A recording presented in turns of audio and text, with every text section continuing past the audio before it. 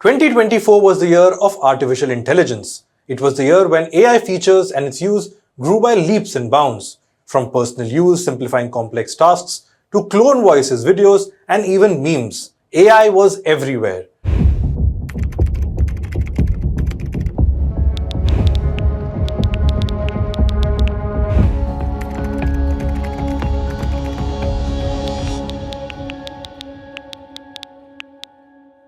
Driving this AI revolution was ChatGPT, an AI bot developed by US-based company OpenAI. In late 2022, ChatGPT was made public and it became an overnight sensation on social media. Users were impressed by its ability to generate large amounts of information in a jiffy and respond to human prompts on a range of topics. Over the course of time, OpenAI has raised a total funding of $17.9 billion over 10 rounds from 50 investors. The investors included the likes of Microsoft, Morgan Stanley, among others. Since its inception, ChatGPT has gone through several changes from a tech perspective. It had its own share of controversies too. Co-founders Elon Musk and CEO Sam Altman continue to call out each other publicly. OpenAI also saw a boardroom coup where Altman was ousted as CEO, only to be reinstated following pressure from employees and investors. In recent months, OpenAI faces a new challenge: mounting legal cases. OpenAI is in the dock for copyright infringement. It faces several lawsuits from media houses, authors, and publishers around the world. The latest to join this long list are big Indian media houses, adding to the ChatGPT creators' legal woes in India. Hello and welcome, I'm Shubham Chohan. Let's get started. Some of the big names in the Indian media space reportedly approached the Delhi High Court today. These media houses have sought to join the ongoing legal proceedings against OpenAI in India. A report by Reuters says the media houses include NDTV, which is owned by Gautam Adani, Network 18, which is owned by Mukesh Ambani, the Indian Express, Hindustan Times, and the Digital News Publishers Association. DNPA has around 20 prominent digital publishers in India. These include Dainik Jagran, Inadu, ABP Group, Malayala Manorama, India Today, Dainik Bhaskar, Times Internet, and NDTV. The Times of India is not part of the legal challenge, despite being a member of the DNPA. The reason for the same is unclear. The others, however, accuse OpenAI of copyright infringement. They are worried that the ChatGPT creator scrapes through their respective websites, uses that information to feed into ChatGPT's memory without permission, and then display it to the user whenever prompted. Reuters accessed the 135-page filing of these companies in question. The companies say the disproportionate power of tech companies in prioritizing content and extracting advertising revenue has raised concerns among publishers. They also argue that OpenAI has entered into partnership agreements with foreign media outlets but has not entered into similar deals here in India, thereby hurting the Indian media companies. The plea also said that OpenAI was set to become a profit-driven business, benefiting from the creative works of the media industry, and this practice would result in a weakened press. This intervention comes at a time when OpenAI is already tangled in a high-profile legal battle against news agency ANI, or Asian News International.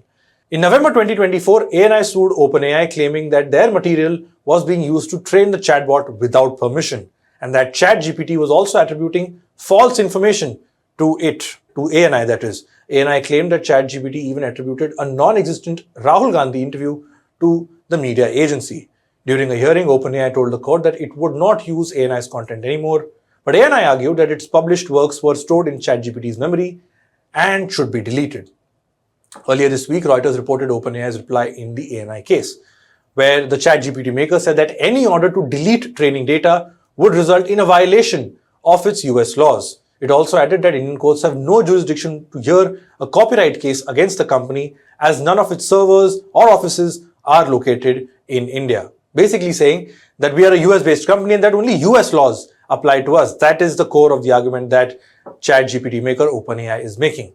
Now, the counter being given to that is that since OpenAI operates in India, it will have to adhere to Indian laws. The next hearing in the ANI versus OpenAI case is scheduled for Tuesday, the 28th of January. In fact, last week, New Delhi-based Federation of Indian Publishers also filed a case at the Delhi High Court. The case was filed on behalf of all its members, who included the likes of popular publishers like Bloomsbury, Penguin Random House, Cambridge University Press, and Pan Macmillan, as well as India's Rupa Publications and S. Chand & Co. Pranav Gupta, who's the Federation's General Secretary, said that the lawsuit, the plea, aims to stop OpenAI from accessing copyrighted material without permission and also seeks compensation for its use. But this is not just an India-centric question.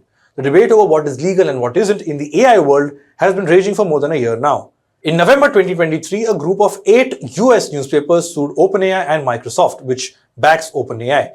And these newspapers include the New York Daily News, Chicago Tribune, Denver Post, and other papers. They've alleged that tech companies have been making millions of dollars from copyrighted news articles without permission or payment. In Canada, media companies like the Globe and Mail, the Canadian Press, CBC, the Toronto Star, Metroland Media, and Post Media want up to 20,000 Canadian dollars in damages for each article used by OpenAI. OpenAI has repeatedly denied all allegations of copyright infringement.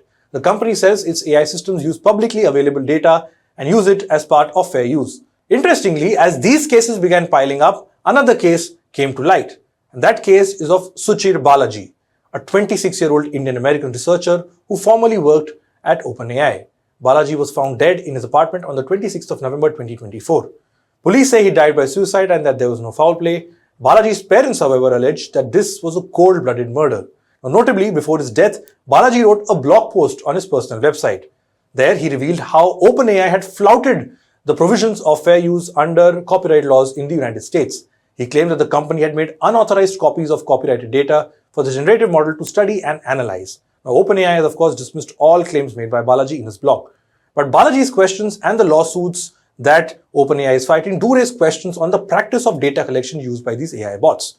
The question of what's legal in the design of these AI bots seem to be more like a gray area at the moment. Although none of the cases involving OpenAI and copyright infringement have been decided so far, a verdict would not only give clarity on copyright laws and AI, but also how these chatbots could potentially work in the future once these judgments come out.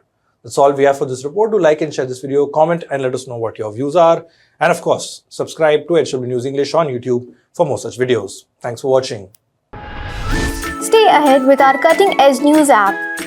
Instantly access the latest shorts in just 1 minute and breaking news in just 50 words.